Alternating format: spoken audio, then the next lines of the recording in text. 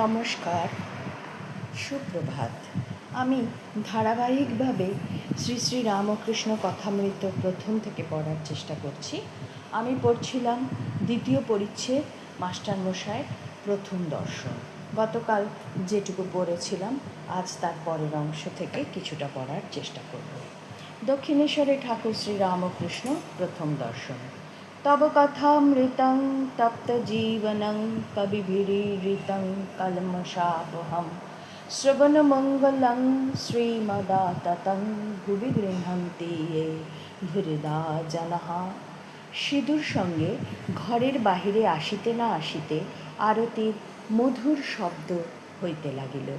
এককালে কাঁসর, ঘণ্টা, খোল, করতালি বাজিয়া উঠিল। বাগানের দক্ষিণ সীমান্ত হইতে নহবতের মধুর শব্দ আসিতে লাগিল। সেই শব্দ ভাগীরথী বক্ষে যেন ভ্রমণ করিতে করিতে অতি দূরে গিয়া কোথায় মিশিয়া যাইতে লাগিল। মন্দ মন্দ কুসুমগন্ধবাহী বসন্তানিল সবই জ্যোৎস্না উঠিতেছে। ঠাকুরদের আরতির যেন চতুর্দিকে আয়োজন হইতেছে। মাস্টার দ্বাদশ শিব মন্দিরে, শ্রী শ্রী রাধাকান্তের মন্দিরে ও শ্রী শ্রী ভবতারিণীর মন্দিরে আরতি দর্শন করিয়া পরম প্রীতি লাভ করিলেন। সিধু বলিলেন, এটি রাসমণির দেবালয়, এখানে নিত্য সেবা, অনেক অতিথি কাঙাল আসে। কথা কহিতে কহিতে ভবতারিণীর মন্দির হইতে বৃহৎ পাখা উঠানের মধ্য দিয়া পাদচারণ করিতে করিতে দুইজনে আবার ঠাকুর শ্রী রামকৃষ্ণের ঘরের সম্মুখে আসিয়া পড়িলেন। এবার দেখিলেন ঘরে দ্বার দেওয়া, এইমাত্র ধূনা দেওয়া হইয়াছে। মাস্টার ইংরাজি পড়িয়াছেন, ঘরে হঠাৎ প্রবেশ করিতে পারিলেন না। দ্বারদেশে বৃন্দে ঝি দাঁড়াইয়াছিল। জিজ্ঞাসা করিলেন, হ্যাঁ গা, সাধুটি কি এখন এর ভিতর আছেন? বৃন্দে, হ্যাঁ, এই ঘরের ভিতর আছেন। মাস্টার, ইনি এখানে কতদিন আছেন? বৃন্দে, তা অনেক দিন আছেন। মাস্টার, আচ্ছা, ইনি কি খুব বইটই পড়েন?